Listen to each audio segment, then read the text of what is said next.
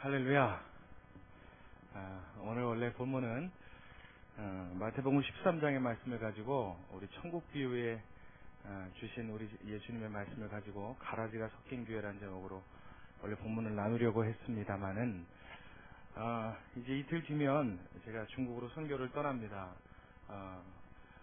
이제 준비가 거의 다 되었고 또 가면 여러 가지로 큰 은혜를 나누기를 하나님 앞에 간구하는 마음으로 사역을 하고 돌아오게 될 텐데, 가기 전에 준비하고 연구하고 또 하나님 앞에 받았던 말씀들을 그래도 중국 가서 그곳에 우리 학생들하고 함께 나누기 전에 여러분들하고 먼저 나누는 게 좋죠? 그게 좋겠죠? 가기 전에 여러분들과 함께 제가 하나님께로부터 받았던, 또한 연구하고 공부하면서 누렸던 그런 마음의 은혜를 이 시간에 좀 한번 같이 나눠보고자 생각합니다. 그래서 오늘 본문의 말씀을 바꿨습니다. 사도행전의 말씀을 우리 한번 오늘 시간에 같이 나눠보도록 하겠습니다. 사도행전 우리 16장의 말씀을 한번 가보겠습니다.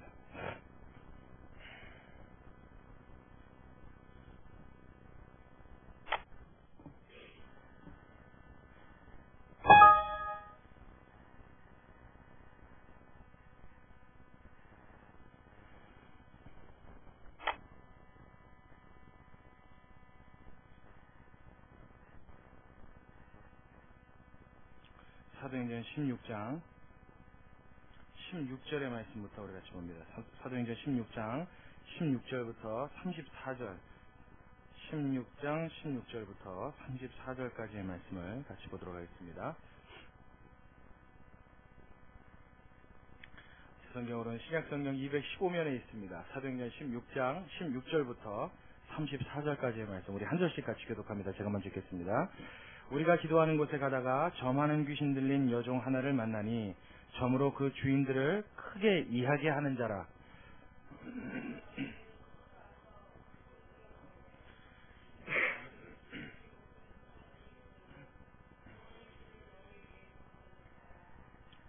이같이 여러 날을 하는지라 바울이 심히 괴로워하여 돌이켜 그 귀신에게 이르되 예수 그리스도의 이름으로 내가 내게 명하노니 그에게서 나오라 하니 귀신이 즉시 나오니라.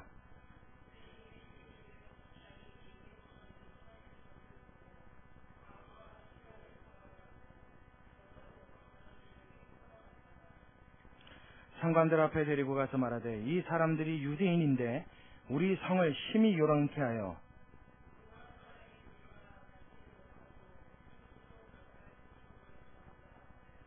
우리가 일제히 일어나 송사하니 상관들이 옷을 찢어 벗기고 매로 치라 하여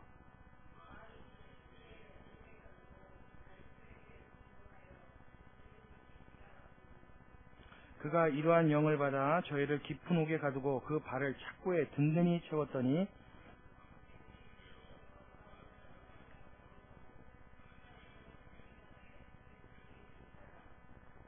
이에 후련히 큰 지진이 나서 옥토가 움직이고 문이 다 열리며 모든 사람의 매인 것이 다 벗어진지라.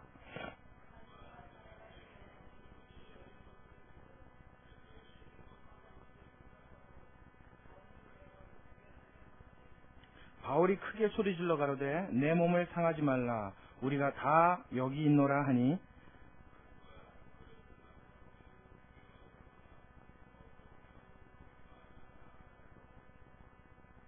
저희를 데리고 나가 가로되 선생들아 내가 어떻게 하여야 구원을 얻으리이까 하거늘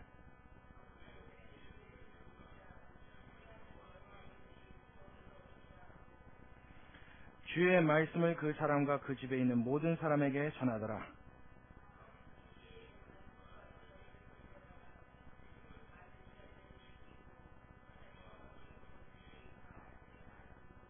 우리 34절은 함께 읽습니다. 저희를 데리고 자기 집에 올라가서 음식을 차려주고 저와 온 집이 하나님을 믿었으므로 크게 기뻐하니라. 아멘. 할렐루야. 자, 우리 저 맨 뒤에 계신 분들부터 앞으로 쭉 오세요. 앞자리를 쭉 오십시오. 우리 반 중간 이하로 다 오세요.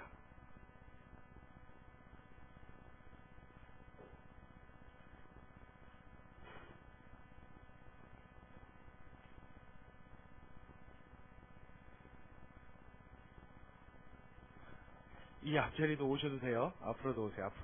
앞으로. 네.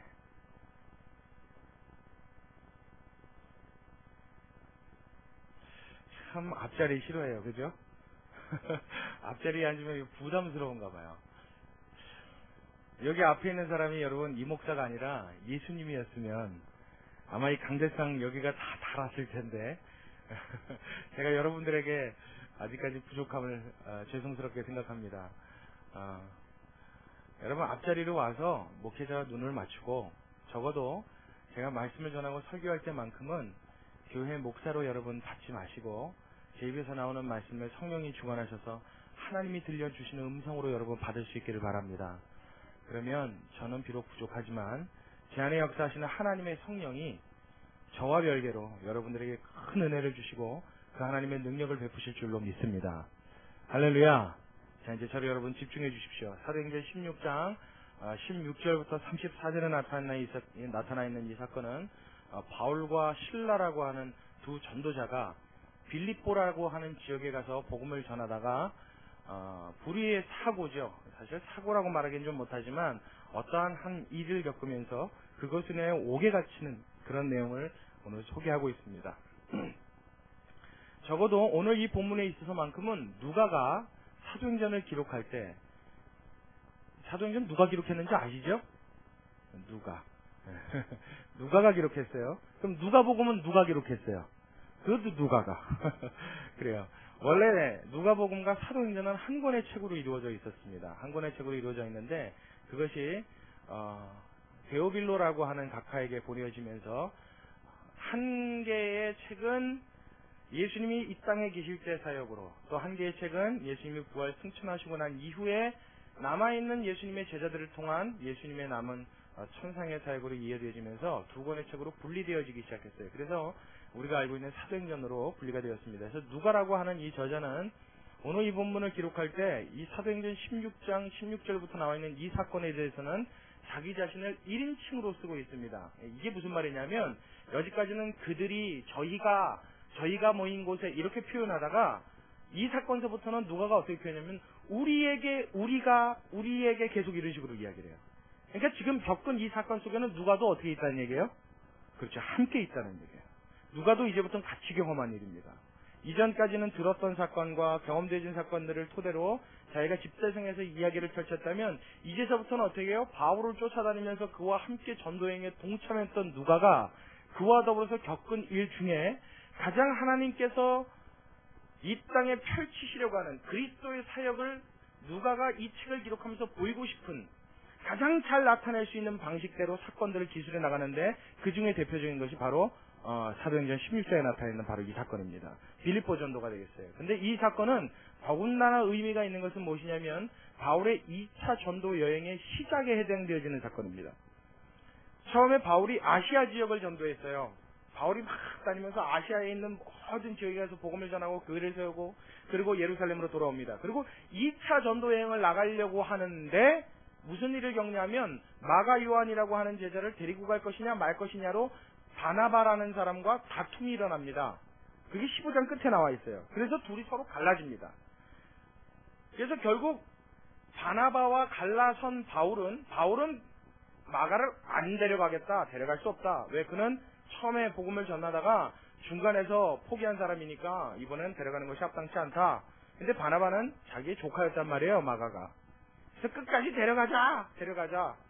이것 때문에 나중에 심히 다퉜다고 이야기합니다. 그래서 결국은 바나바와 바울은 갈라서서 바나바는 마가를 데리고 복음전도 여행을 떠나고 바울은 디모데를 데리고 복음전도 여행을 떠납니다. 그리고 빌립보의 지역에 가서는 오늘 실라라고 하는 사람과 합류하는 장면이 나오는 거예요. 이해가 되십니까? 그렇다면 마가는 왜 데리고 가지 않겠느냐? 복음전도자였던 이 교회 지도자급 되는 두 사람이 이것 때문에 심히 다투기까지 했느냐? 이것도 이 안에 깊은 의미가 있습니다. 제가 이것은 중국을 갔다가 돌아와서 여러분들과 함께 은혜를 나누도록 하겠습니다. 어쨌든 간에요. 특히나 여기 나와 있는 이 마가라고 하는 사람은 우리가 잘 아는 사람이에요. 마가라는 이름 많이 들어봤죠? 마가. 어디서 들어보셨어요? 그 사람이에요. 마가복음을 쓴 바로 그 마가입니다. 그러니 이 사람도 대단한 사람인데 도대체 이게 무슨 사건인가 궁금해지십니까? 예, 일주일만 기다리십시오. 돌아와서 함께 나누도록 할게요.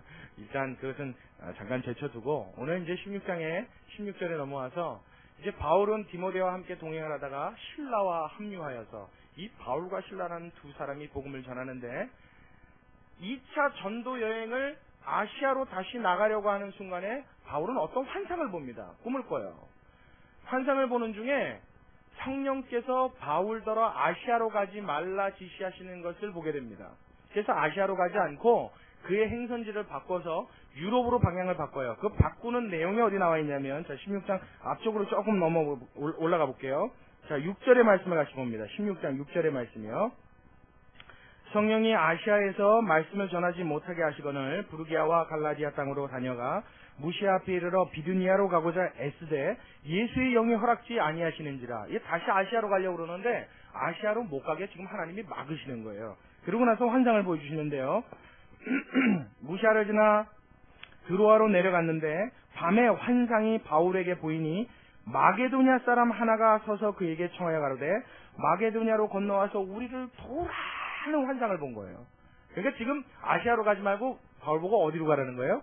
유럽으로 가라는 거예요. 그래서 2차 전도 여행의 행선지는 유럽으로 방향을 바꿉니다. 그래서 마게도냐로 지나가는 길에 첫 번째로 들렸던 곳이 어디냐면 빌립보예요. 그래서 빌립보라는 지경에 가서 신라와 함께 복음을 전하려고 딱 했는데 이 2차 전도 여행이 시작되자마자 복음을 전하려고 하자마자 이 마귀란 놈이 무섭게 공격을 합니다. 이제서부터 하나님의 복음이 전파되고 확산되려고 하는 그 힘과 이것을 막고 회방하려는 마귀의 세력이 부딪히는 장면이 나와요. 그게 16절이에요. 자, 16절로 가볼게요. 자, 16절 함께 읽습니다. 시작.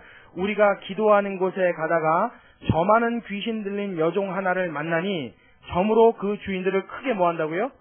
이하게 하는 자라. 그러니까 뭐 돈 벌게 해주는 그런 점쳐서 그러니까 지금으로 말하면 점쟁이들이 점치면은 그 수입이 다 자기 거잖아요. 근데 이때 당시에는 종의 제도, 종의 신분이 있었기 때문에 이 주인의 여종이 귀신이 들려서 점을 치면 그 점치는 모든 싹은 주인이 가져가는 겁니다. 그래서 주인들을 크게 이하게 하는 굉장히 이득을 많이 보게 하는 그런 점치는 귀신 들린 여자가 바울과 실라를 쫓아오기 시작한 거예요. 재밌죠? 17절이요. 자, 바울과 우리를 쫓아와서 소리질러 가로되 자 보세요. 바울과 누구라 그래요? 우리라고 그러지요. 지금 여기가 누가가 함께 있는 거예요. 바울과 우리를 쫓아와서 소리질러 가로되 그 다음에요. 이 사람들은 지극히 높은 하나님의 종으로 구원의 길을 너희에게 전하는 자라. 그러면 쫓아다녀요. 좀 이상하지 않습니까, 여러분? 여러분, 원래 귀신 들린 사람이 하나님의 종을 만나면 피하는 게 맞습니까? 이렇게 따라 붙는 게 맞습니까?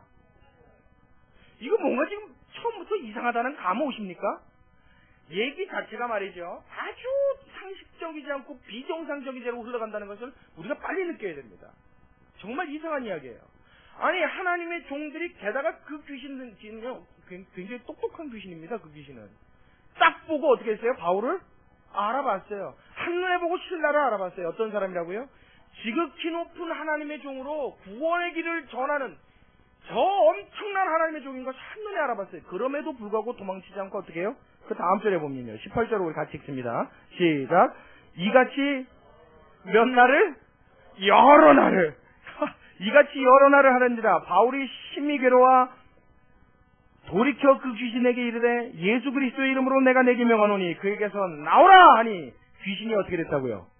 즉시 나오니라. 조금도 지체하지 않았어요. 버티지 않았어요. 여러분 느낌이 어때요? 마치 귀신이 이 일이 일어나기를 기다린 것 같은 느낌 들지 않습니까?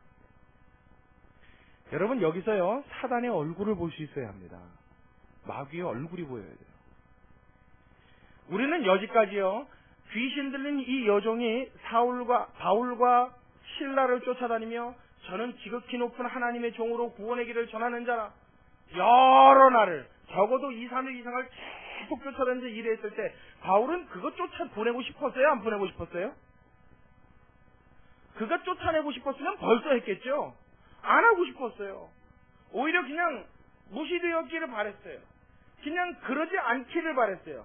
그와는 상관없이 행동되어지길 바랬어요. 그런데 굳이 한우가 이 귀신이 바울을 쫓아다니면서 계속 귀찮게 하는 거예요. 계속 힘들게 하는 거예요. 계속 이 사실을 알리는 거예요. 그리고 결국 참다 못한 바울이 예수 이름으로 명령하니 조금도 지체치 않은 이 귀신, 여러분 이 귀신의 간교함을 봐야 됩니다. 쫓자마자 얼씨군 하고 나와버렸단 말이에요. 예수 이름이 닿자마자 얼씨군 하고 그 여종의 몸에서 나왔어요. 그러고 났더니 무슨 일이 일어나요? 19절이요.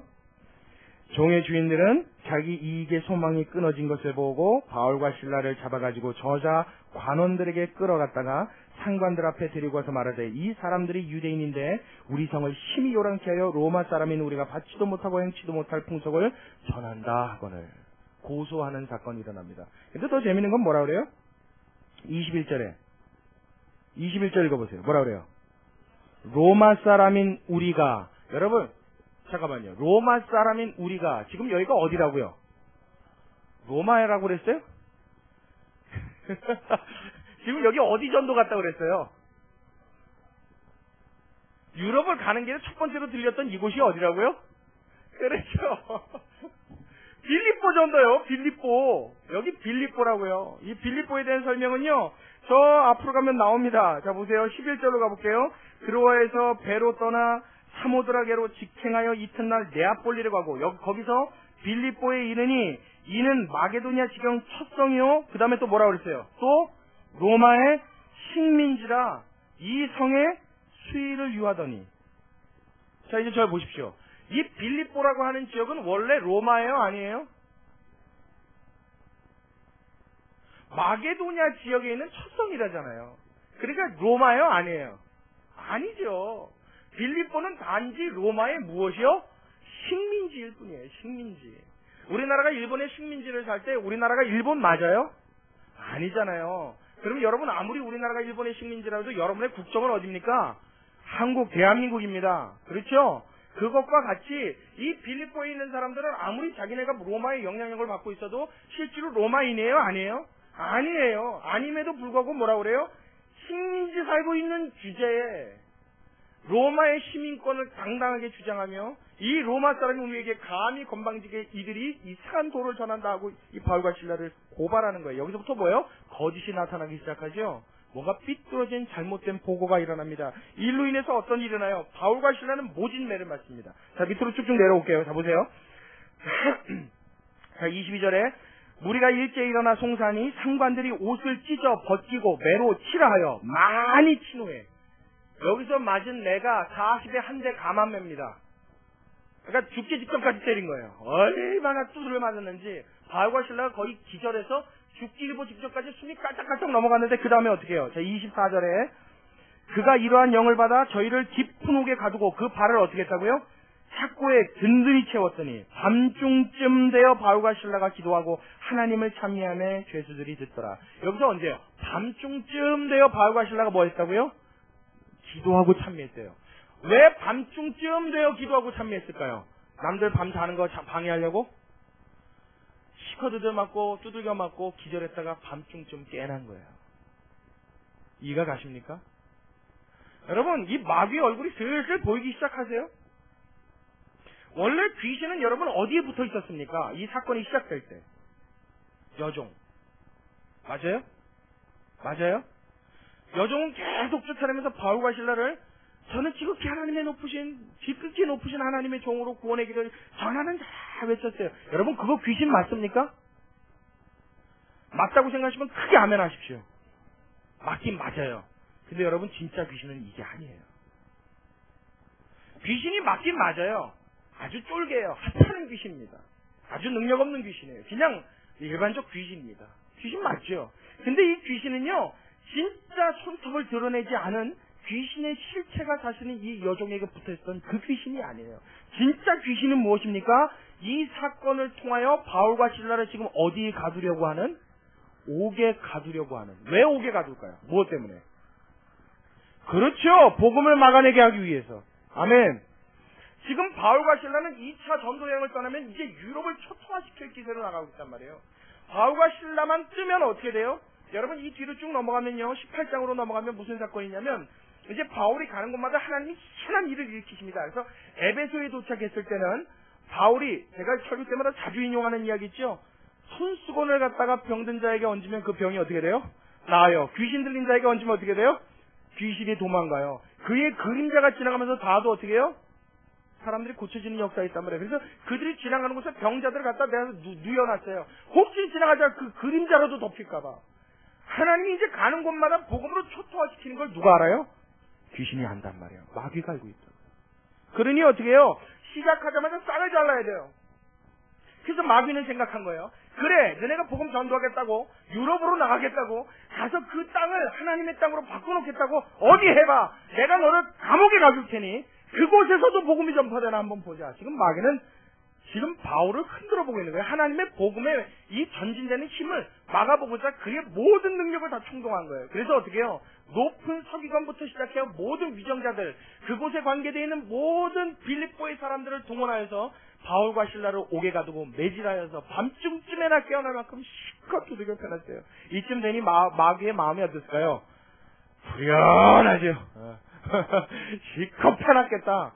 얼마나 흠씬 두들겨 맞았는지 기절했다가 밤중쯤 깨어나서 이제 녹초가 돼서 그 매 맞아갖고 어디 다 부러지고 찢어지고 터지고 그랬을 거란 말이야. 그런 몸을 이끌고 니들이 뭐 하나 한번 지켜보자 그러고 아마 팔짱을 딱 끼고 마귀는 미소 띄고 있었을 거예요.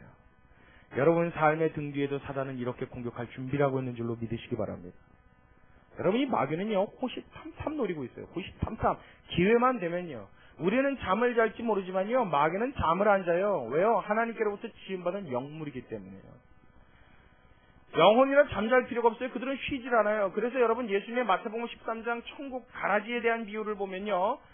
주인이 가서 밭에 알곡을 심습니다. 씨를 뿌려놨는데 그 다음에 가서 자라난 걸 봤더니 종들이 와서 보고하는데 뭐라 그래요?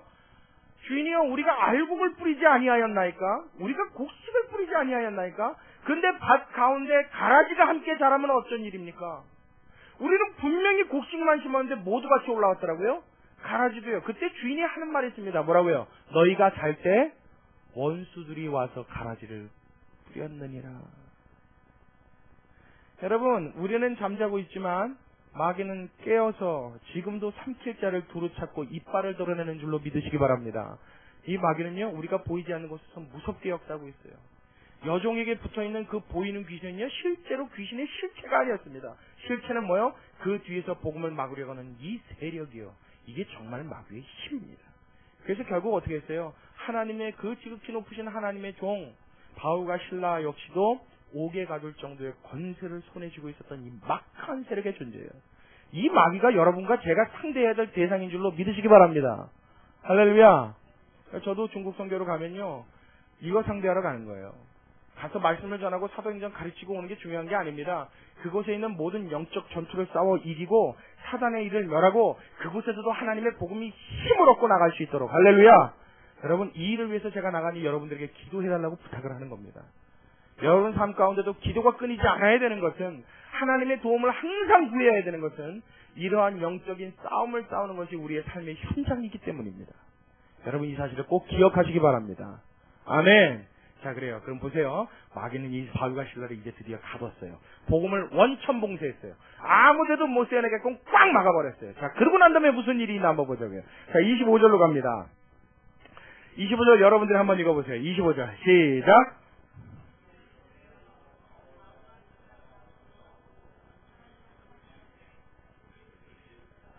어떻게 됐다고요? 죄수들이 뭐 했다고요? 이거 이상한 얘기입니다. 밤중쯤 돼서 바울과 실라가 기절했다 이제 눈을 빼꼼히 떴어요. 떠보니까 어디에요? 감옥이에요. 발은 착고에 매여 있고요. 이제 꼼짝없이 여기 갇혀있게 됐어요. 복음을 저렇게는커녕 아무런 일도 못하게 생겼어요. 그렇게 원대한 꿈을 안고 2차 전도 여행을 시작했던 그들의 발이 시작하자마자 빌립보의 감옥에 묶여버렸어요. 이제 뭐 방법이 없잖아요. 그래서 눈 뜨고 나서 그들이 할 수 있는 일을 했습니다. 무엇입니까? 기도하는 것과 찬미하는 일이에요. 기도와 찬송을 불렀어요. 하나님 앞에 기도하고 조용하게 나지막한 소리로 하나님을 읊조렸어요. 근데 그 소리를 죄수들이 다 어떻게 했다고요? 전부 듣고 있는 거예요. 여러분 여기서부터 하나님의 성령의 역사가 일어납니다. 자 보세요.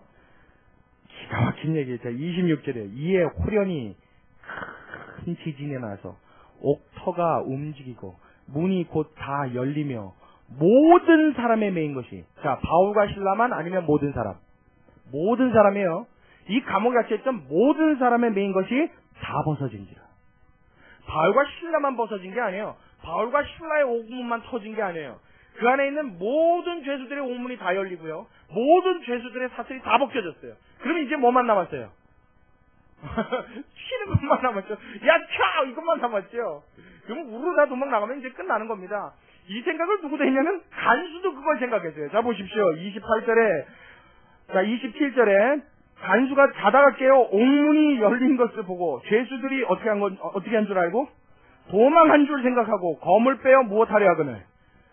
목을, 이걸 그으려고요. 왜냐면 그거 뺏겼다 그러면 죽는 것보다 더 심한 고문을 당하다가 죽게 생겼으니까. 간수인데 죄수들을 지키지 못하고 옥문은 다 열려있고 다 놓쳤다 그러면 어떻게 돼요? 차라리 한 번에 끊는 게 낫지.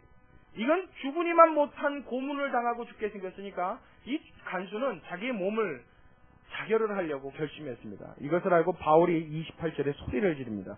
바울이 크게 소리질러 가로되 내 몸을 상하지 말라. 그 다음이 중요해요. 여러분 다 같이 읽습니다. 시작. 우리가 다 여기 있노라 하니. 자 보세요. 바울이요 자결하려는 간수를 보고 급하게 소리 질렀어요. 간수야, 당신의 몸을 상하게 하지 마세요. 우리가 다 여기 있어 그랬다고요. 우리가 다 여기 있어. 다 여기 있단 말은 바울과 실라만 있다는 얘기예요? 아니면 다른 간수들도? 그렇죠. 거기에 다 같이 있다는 얘기입니다. 여러분 이상하지 않아요? 지금 바울과 실라가 그 안에 들어와서 다른 죄수들한테 뭐 한 일이 있습니까? 있어요 없어요? 한 거라면 뭐 있어요? 시컷 두들겨 맞고 기절했다가 깨보니까 밤이더란 말이에요. 딱 하나 있어요. 뭐요? 기도하고 찬미할 때 하나님의 성령이 그 가운데 임하셔서 그들의 심장과 모든 생각과 마음을 녹여내신 줄로 믿으시기 바랍니다. 그래서 그 읊조리는 찬미의 소리를 들은 모든 죄수들의 마음이요 하나님 앞에 부복하고자 하는 복종심으로 나타났어요. 그래서 옥문이 터지고 착고가 풀어졌는데 찬미하는 그들의 소리를 들었던, 기도하는 소리를 들었던 죄수들이 감히 바울의 말이 떨어지기 전에는 감옥에서 나가지 못하고 거기에 서 있는 거예요. 할렐루야! 할렐루야! 이게 누구의 힘입니까? 하나님, 곧 하나님의 성령의 힘인 줄로 믿으시기 바랍니다. 이건요, 이 순간에 하나님의 성령이요, 그들의 마음을 사로잡아 버리신 거예요. 나가질 못하는 거예요. 바울과 실라뿐만 아니라 아무도 못 나갔어요. 아무도 안 나갔어요. 다 그대로 있었어요. 왜? 누가 안 나가니까? 바울이 안 나가니까. 바울이 안 나가니까 못 나가는 거예요. 그리고 어리둥절해서 있는 거예요. 그래서 간수를 불렀습니다. 이리 와봐. 이리 와봐. 이리 와봐. 우리가 다 나가지 않고 다 여기 있으니 빨리 오시오. 자결할 필요 없어. 그랬더니 간수가 그 모습을 보고서요. 그제서야 그 발 앞에 무릎을 꿇습니다. 자, 보십시오. 29절에 간수가 등불을 달라고 하며 뛰어들어가 무서워 떨며 바울과 실라 앞에 부복하고 앞에 엎드렸어요. 저희를 데리고 나가 가로되 선생들아 내가 어떻게 하여야 구원을 얻으리까 하거늘. 그랬더니 바울이 가장 유명한 말씀을 하죠. 우리가 너무 잘 알고 있는 말씀이에요. 자, 30절, 31절 같이 있습니다. 시작. 가로되 주 예수를 믿으라. 그리하면 너와 내 집이 구원을 얻으리라. 할렐루야. 할렐루야. 전도 어려워요, 쉬워요? 전도가 어려워요, 쉬워요? 어려워요? 지금 바울 몇 마디 했어요? 주 예수를 믿으라. 그리하면 너와 내 집이 구원을 얻으리라. 전도 쉬워요, 어려워요? 쉬워요. 전도는 여러분의 입으로 말재주고 능력으로 하는 거 아니에요. 여러분 뭐만 하면 돼요? 예수 이름을 증거하면 돼요. 단 증거하기 전에 기도하고 하나님을 찬미하고 마음의 믿음으로 나가십시오. 나의 입술에 벌려져 예수 이름을 말할 때 저들의 심령을 움직이시는 우리 하나님이시라는 사실을 믿고 나가면 하나님은 그 가운데 역사하시는 줄로 믿으시기 바랍니다. 사람의 심령을 깨트리는 일은 누가 하셔요? 하나님이 하시는 거예요.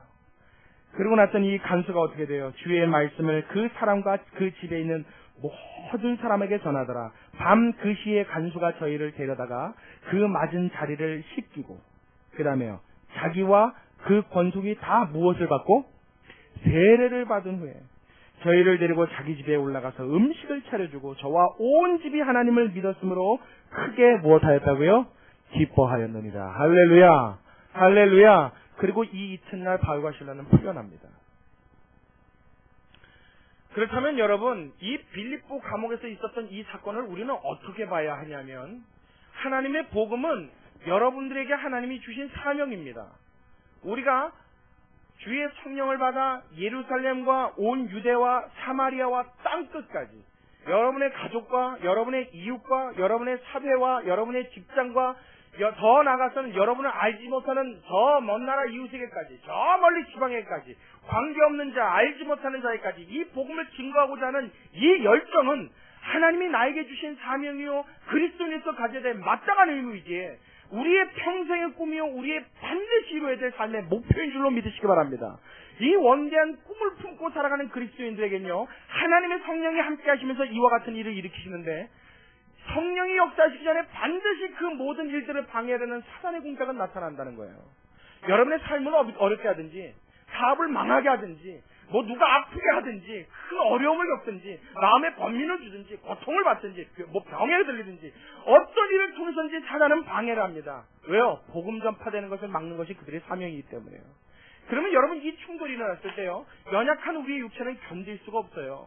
그래서 이렇게 매를 맞으면요 바울과 실라라고 해도 밤중까지 기절했다 깨나는 거예요. 하나님 앞에 어떤 사람이라 할지라도 이 육체로 버틸 수 있는 한계가 있단 말이에요. 사단은 그걸 집중적으로 공략합니다. 물론 그 순간은 아플지 몰라요. 그 순간은 괴로울지 몰라요. 그때는 이세에서 악소리가 새나올 정도로 고통과 신음에 그런 밤의 시간을 보내야 될지 몰라요. 그러나 기억하십시오. 하나님은 여러분들을 절대로 그냥 내버려 두지 않으면 여러분 반드시 기억하시기 바랍니다. 반드시 여러분 기억하시기 바랍니다. 하나님은 여러분들을 절대로 내버려 두지 않았어요. 왜요? 하나님은 우리를 진흙으로 지었음을 기억하시기 때문입니다. 우리의 연약함을 아시는 하나님이 그 중체된 임무를 주셨고 그 일에 사단이 모든 능력과 힘을 동원해서 막을 것을 아셨다면 하나님은 그보다 더 큰 힘으로 여러분들을 붙드시며 그 일을 감당해낼 수 있는 힘을 공급해 주시는 하나님으로 곁에 함께 하시는 줄 믿으시기 바랍니다. 아멘. 우리가 그 사실을 믿으면요 우리의 마음속에 얼마나 큰 힘이 되나 몰라요. 보세요. 마귀는요 바울과 실라만 옥에 가두어 놓으면요 더 이상 복음이 못 나갈 줄 알았어요. 안전파될 줄 알았어요. 이제 막힐 줄 알았어요. 이제 끝일 줄 알았어요. 근데 실제로 막아봤더니 어떻게 됐어요? 도리어 자 보세요. 이 본문에서 강조하고 있는 것들이 있습니다. 자 보십시오. 자 25절에요. 밤중쯤 되어 바울과 실라가 기도하고 하나님을 찬미하며 죄수들이 어떻게 했다고요? 듣더라. 이 죄수들이 바울과 실라만 아니라고 그랬죠? 거기 있는 모든 죄수가 다 들었어요. 자 그러고 난 다음에요. 밑으로 좀 내려와서요. 26절에 이에 호련히 큰 지진이 나서 옥토가 움직이고 문이 곧 어떻게 열려요? 다 열렸대요. 다. 그리고요. 27절에 간수가 자다가 깨어 옥문이 열린 것을 보고 죄수들이 도망한 줄 생각하고 여기서도요. 죄수들이 다 도망한 줄 생각한 거예요. 바울과 실라만이 아니다. 다 열렸으니까요. 그래서 거물배를 자결하려고 그랬더니 바울이 크게 소리 지릅니다. 뭐라고 그랬어요? 바울이 크게 소리 질러 가로되 내 몸을 상하게 말라 우리가 무엇이요? 다 여기 있노라. 지금 누가는요 계속적으로 전부 다 모두라는 단어를 굉장히 강조합니다. 그래서 결국은 이 사건을 보고 간수가 바울과 실라 앞에 부복하고 그와 함께 했고 간수와 함께 했었던 모든 권석들과 그 모든 집안 식구들이 어떻게 해요? 다 전부 예수님을 믿었어요. 마귀는 막으려고 그랬는데 도리어 하나님의 복음은 어떻게 해요? 모두를 복음으로 채워버렸어요. 할렐루야. 이게 하나님의 힘입니다. 이게 하나님의 능력입니다. 이게 우리가 믿는 하나님이신 줄로 믿으시기 바랍니다. 이것이 능력이 이게. 마귀는 막으려고 발버둥을 쳐요. 그런데 도리어 그 사건 때문에 뭐요? 전부 다 복음을 믿어버렸어요. 도리어 이 사건이 아니었다면 이 5개까지는 복음을 못 전했을 수 있겠죠.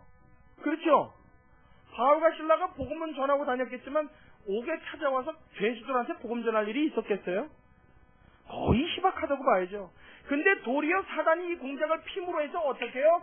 5개 갇혀있는 죄수들로부터 시작하여 빌립보에 있는 모든 성사람들이 복음을 듣는 이 하나님의 놀라운 기적을 체험하게 된 것입니다. 할렐루야. 전화위복시키시는 하나님. 사단의 계략이나 사람의 얕은 수까지도 하나님은 한 번에 들어서 선을 이루실 수 있는 이 능력의 하나님이 저와 여러분의 하나님이신 줄로 믿으시기 바랍니다. 아멘. 기가 막힌 사건이에요. 하나님은 이 말씀을 우리에게 주실 때요 보고 희열감 느끼라고 주신 말씀이 아닙니다. 이 말씀 보고 재밌으라고 주신 말씀이 아닙니다. 여러분 이 말씀을 읽을 때, 이 말씀을 여러분 마음속에 깨달을 때 이 하나님이 곧 나의 하나님 되어서 나에게도 이와 같이 함께 하실 것을 약속으로 주시는 말씀으로 받으시기를 주의 이름으로 축원합니다. 여러분에게도 이 약속을 주시는 거예요. 여러분, 저에게도 그 약속을 주셔서 하나님 저를 중국으로 보내시는 겁니다.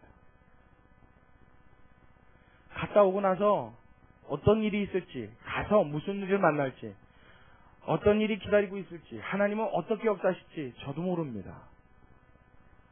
저는 시간에 매여 있는 존재예요. 여러분들도 마찬가지라서 우리는 장래일을 내다볼 수 없지만 우리가 믿음을 갖고 넉넉하게 하나님을 기다리며 그 속에 하나님의 기적을 기대할 수 있는 것은 성경에 기록되어 있는 이 하나님이 여전히 우리의 하나님이시라는 것을 믿기에, 할렐루야, 여전히 우리의 하나님이 되어서 여전히 같은 방법으로 하나님은 그의 힘과 능력을 들어 우리를 도우실 것을 믿기에 우리는 담대히 앞을 향해 전진할 수 있는 줄로 믿으시기 바랍니다. 성령은 임하였습니다. 이미 저와 여러분에게 하나님께서는 성령을 부어주셨습니다. 그 성령이 내 마음을 사로잡으셨고 그 성령이 저와 여러분의 인생을 주관하고 계십니다. 그렇다면 그 성령 받은 우리가 그 복음에, 내가 받은 하나님의 그 귀한 복음이 예수 그리스도의 그 십자가의 피의 공로가 더 퍼져나갈 수 있도록, 나로 인하여 증거될 수 있도록, 나로 인하여 나타날 수 있도록, 그래서 하나님의 복음 앞에 이 간수가 부복하고 엎드렸던 것처럼, 선생들아, 그러면 이제 내가 어찌할꼬, 내가 어찌하여 구원을 얻으리꼬, 여러분들에게 이 음성을 들려줄 수 있는 세상이 여러분 발 앞에 무릎 꿇을 수 있는 일이 일어나게 되시길 주의 이름으로 축원합니다. 할렐루야. 하나님의 능력이 하실 거예요. 이제 이걸 믿으십시오. 믿고 나아가십시오. 여러분들마다 이런 말씀들을 듣고 나면 저마다 핑계와 이유가 다 있을 것을 압니다. 저도 역시 마찬가지였었어요. 제가 어릴 적에 부흥회에 참석하여서 어른들이 설교 듣는 모습을 보면 마치 그 부흥회는 어른들을 위한 부흥회 같았어요. 초등학생인 저에게는 하나님의 말씀이 아직 해당 사항이 없을 거라고 생각했어요. 그래서 그때 당시에 기도 제목이 뭐였냐면, 어른들이 막 기도하면서 은혜 받는 모습을 보면 하나님, 나도 어른이 되면 저렇게 되게 해주세요 라고 기도했었어요. 그런데 지금 생각해보니 그건 틀렸어요. 여러분 바로 아시기 바랍니다. 여러분마다 핑계가 다 있을 거예요. 어린이들은 어른이 아니라 하나님이 나에게 역사 못하실 거라고 생각해요. 청소년들은 아직 공부할 때니까 하나님이 때가 아니라 은혜 안 주실 거라고 생각해요. 우리 어른들은 말이에요, 삶에 지치고 바쁘니까 내가 좀 안정되면 내가 하나님의 말씀을 알긴 개뿔이나, 그렇죠? 직장에서 바쁘게 일하고 사람들과 어울리고 적당히 죄도 져야 되고 술도 마셔야 되고 허랑방탕한 시간들 어쩔 수 없이 보내야 되는 나니까 하나님이 나한테는 이렇게 중차되게까지 나를 맡기지 않을 거라고 오해하고 착각해요. 나이가 연세가 많이 드신 분들은요, 이미 다 갔으니 나에게는 해당 사항이 없을 거라고 생각해요. 그럼 하나님은 누구하고 역사하십니까 도대체? 하나님이 들었을 수 있는 사람은 도대체 누굽니까? 여러분, 이 바울이라는 사람이 어떤 사람인 줄 아십니까? 우리는 사도 바울 그러면 대단한 위인으로 알죠. 대단한 영웅으로 압니다. 바울은요, 그때 당시 예루살렘 교회와 모든 하나님의 교회를 핍박했던 가장 극악무도했던 사람입니다. 가는 곳마다 사람을 죽이는 것을 예사로 여겼던 사람이에요. 그래서 스데반이라고 하는 집사가 돌에 맞아 죽을 때도 거기에 가표를 던졌던 사람입니다. 스데반을 돌로 패서 죽였다고요. 제가 말을 좀 과격하게 하는 이유가 있어요. 얼마나 끔찍한 일인지 여러분들 좀 느끼라는 얘기예요. 그 사람들은 저작거리를 끌어다가 막 때리고 돌질해서 이걸 터뜨려 죽였다고요. 그게 스데반이 죽은 장면입니다. 얼마나 끔찍해요, 여러분. 얼마 전에도 인터넷 뉴스에 보니까 그 탈레반 정권에서 어떤 여인이 남자와 함께 외출했다 들어왔다는 이유로 돌질해서 사형에 처했던 장면이 공개됐죠. 여러분 보신 분 계십니까? 그렇죠. 그거 보고 기절하는 줄 알았어요. 그 여자를 땅에다 묻었는데 머리만 꺼내놓고 묻었어요. 그래서 돌로 치는 거예요. 언제까지 치냐면 죽을 때까지. 그러면 그 돌의 머리가 어떻게 되는 거예요? 그래서 결국 숨 넘어갈 때까지 돌로 쳐서 죽여요. 여러분, 스데반이 그 형국으로 죽었다고요. 그렇게 죽었다고요. 그때 사울이 그걸 보고 어떻게 했다고요? 잘 죽었다 그러고 있었다고요. 그러고서 더욱 살기가 등등해서 가는 곳마다 예수 믿는 사람을 잡아 죽이려고 말 타고 힘껏 달리다가 다메섹에서 누굴 만났어요? 거기서 예수님 만난 거예요. 그리고 바울이 이후에 사역하면서도 과거의 자신을 추억할 때 뭐라고 그래요? 나는 사단의 괴수라고 그러잖아요. 나는 아주 악질 중에 악질이라고 그럽니다. 자신이 하나님 앞에 얼마나 쓸모없는 존재인지, 나는 교회를 핍박하였다 그럽니다. 핍박도 보통 했어야죠. 사람들을 잡아다 옥에 가두는 거는 뭐 이건 예사고요. 사람을 심지어는 죽이는데도 눈 하나 깜짝하지 않았던 사람, 그 사람이 누구요? 바울이요. 그러니 자기 자신이 얼마나 더럽다고 생각했어요. 하나님의 복음을 맡기에는 손사래를 칠 만큼 자기 자신에 대해서 자신감 없었을 사람이에요. 그 사람이 바울입니다. 하나님은 이 사람을 들어서 아시아와 유럽과 로마까지 땅끝까지 복음을 편만하게 하시는 일에 하나님의 도구로 들어 쓰신 줄로 믿으시기 바랍니다. 그렇다면 여기 계신 여러분들이야말로 하나님 앞에 들어쓰기에 조금 더 부족함 없는 자인 줄로 믿으시기 바랍니다. 여러분 자격 충분한 사람들입니다. 오히려 하나님 앞에 우리가 내 자신을 내놓고자 하지 않기 때문에 이 말씀을 하나님 앞에 나의 것으로 믿고 순종하려 들지 않기 때문에 하나님이 역사하시지 못할 뿐이지, 하나님 앞에 여러분 무릎만 꿇으십시오. 하나님 앞에 여러분의 마음만 내려놓으십시오. 하나님 앞에 여러분의 순종하겠다는 다짐만 가지십시오. 이 이후에 여러분의 삶은 하나님이 끌고 가실 줄로 믿으시기 바랍니다. 그 역사가 사도행전의 역사입니다. 하나님이 이렇게 하나님의 사람들을 통해 이 땅의 무엇으로? 복음으로 가득하게 하시기에 저와 여러분을 가장 중요한 하나님의 일꾼과 도구로 쓰시기를 간절히 소원합니다. 그래서 우리 사는 날까지 그렇게 주님 앞에 쓰임받다 갔으면 참 좋겠어요. 쓰임받다 갔으면 좋겠어요. 얼마 전에 뉴스를 보다 보니까 뭐라 그러던가요? 시사 매거진 2580이라는 프로그램이 있는데, 이제 사회 시사 문제와 여러 가지 문제들을 다루는 프로그램이에요. 약간 뉴스랑 다른데, 거기 얼마 전에 보니까 백두산에 대한 이야기가 나오더라고요. 제가 몇 번 이야기했죠? 근데 생각보다 그거 많이 심각하더라고요. 그 백두산 쪽에 있는 중국 지질학자들 그 단체에서 백두산을 계속 관측을 하는데 하루에 많게는 약 200번에서 300번까지 잔지진이 계속 일어난답니다. 사람이 느끼지 못할 지진이.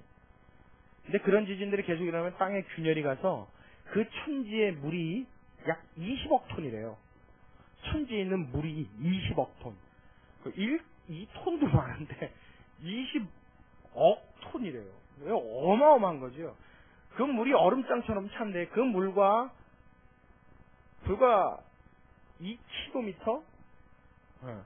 백두산으로부터 2km 지경의 마그마가 있는데, 이 마그마가 만나기라도 하는 날에는 1000년 전에 발해를 멸망시켰던 대폭발이 일어난답니다.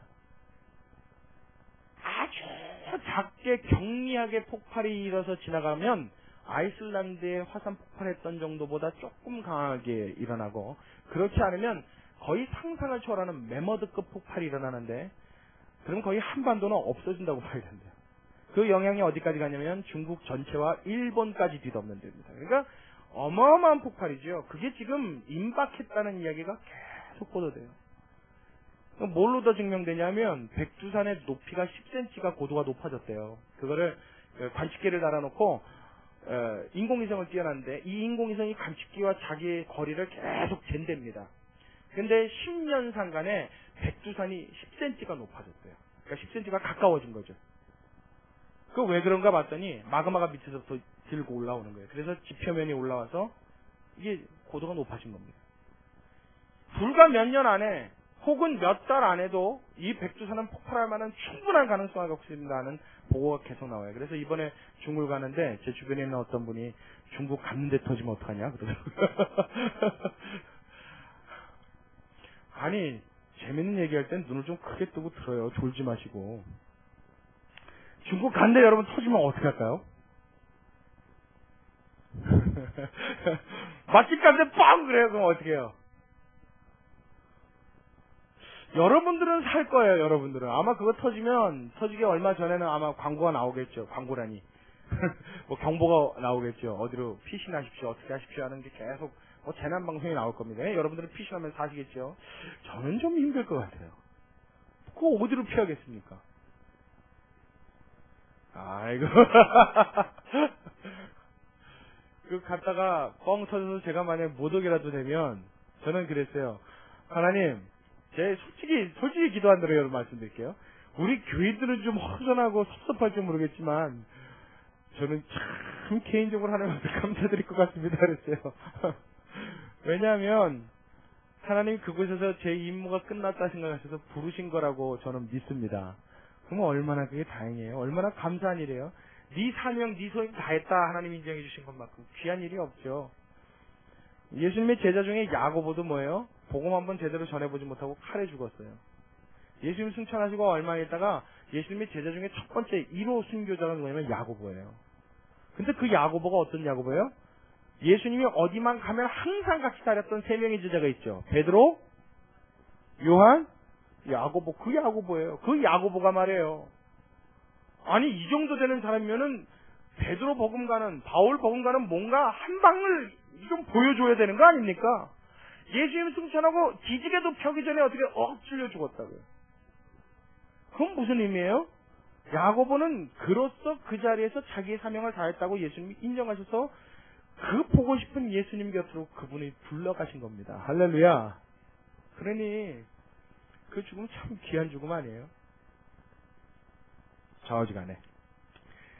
지금 이 자리에서 제가 여러분들과 논하고 싶은 것은 빨리 죽느냐 늦게 죽느냐, 예수님이 오시느냐 안 오시느냐, 이걸 말하고 싶은 내용이 아니라 얼마를 살던 언제까지 살던 무슨 일을 만나던 우리의 삶 가운데, 저와 여러분의 삶 가운데 이 복음이 땅끝까지 전해지는 데 있어서 하나님이 나를 가장 귀한 도구로 사용하시기에 우리의 마음과 우리의 영혼을 드릴 수 있는 저와 여러분이 될 수 있기를 간절히 소원합니다. 이 말을 하고 싶은 거예요. 그렇게 살면 오늘을 산들, 내일을 산들, 10년을 산들, 100년을 살든 여러분 우리의 삶에는 하나님이 함께 하신다는 것 외에 더 귀한 의미는 없는 줄로 믿습니다. 여러분 생각해 보세요. 이 세상에 무엇이 막아도 하나님이 저와 여러분의 등을 받쳐주고 계신다고 생각하십시오. 이 세상에 어떤 세력이 저와 여러분의 삶을 방해한다 하여도 하나님이 여러분을 인정하신다고 한번 생각해 보십시오. 내 삶 가운데 누가 막는다 해도 나의 발걸음을 잡아서 인도하시고 가게 하시는 이가 우리 하나님이라고 여러분 믿으십시오. 그렇다면 여러분의 마음속에는 그 어때보다도, 그 어떤 상황에서보다도 더 힘이 넘치고 말할 수 없는 감격과 그 능력으로 여러분의 가슴이 가득 차오는 것을 경험하게 될 줄로 믿습니다. 이 경험이 이 말씀을 통하여 여러분의 것이 되어지시기를 주의 이름으로 축원합니다. 우리 함께 기도하겠습니다. 참으로 고맙고 감사하신 우리 아버지 하나님, 주님의 은혜와 사랑을 감사드립니다. 사도행전에 나타난 여러 가지 사건 중에 하나님 특별히 바울과 실라의 사건을 우리가 생각하면 하나님 마귀의 무서운 송곳니를 보는 듯합니다. 어떻게 해서든지 하나님의 자녀들을 방해하려고, 회방하려고, 넘어뜨리려고, 망하게 하려고, 그래서 어떻게 해서든지 할 수만 있으면 하나님의 복음 전해지는 것이 더 이상 전해지지 않도록 막기 위하여 가진 수단과 방법을 쓰는 이 무서운 사단의 공작 앞에 하나님 오늘을 사는 우리에게도 땅끝까지 복음을 전하라 하신 예수님의 명령은 하달된 줄로 믿습니다. 이 사도들과 교회가 계승한 주의 명령을 이제 우리가 계승하였사오니 하나님 이 사명 주님 나라 가는 그날까지 잘 감당하다가 주님 앞에 부름받는 자들 되게 하여 주옵시고 이 땅에 다시 한번 이 사도행전과 같은 주님의 놀라운 역사와 은혜가 하나님 놀라운 주님의 비와 바람같이 이곳에 임하여 이 교회 안에 펼쳐질 수 있도록 주의 성령께서 다시 한번 역사하여 주시옵소서. 아버지 주님의 손길을 기대하고 주님의 도우심을 기대합니다. 주여 우리의 마음을 다시 깨우쳐지게 하여 주옵시고 잠자는 성도들이 아니라 주저앉아 있는 성도가 아니라 깨어 일어나 뛰게 하여 주옵시고 복음 들고 앞으로 전진하며 나아갈 수 있도록 우리를 축복하여 주시옵소서. 하나님의 말씀과 내가 상관없는 문제가 아니오니 하나님의 이 말씀을 따라 살게 하시고 우리의 삶이 점점 주의 말씀 가운데로 들어오게 하여 주시옵소서. 변화되게 하여 주시옵소서. 우리 주님과 같이 닮아가는 주의 성도들 되게 하여 주옵소서. 주님께 감사를 드리며 살아계신 예수님의 이름으로 기도드리옵나이다. 아멘.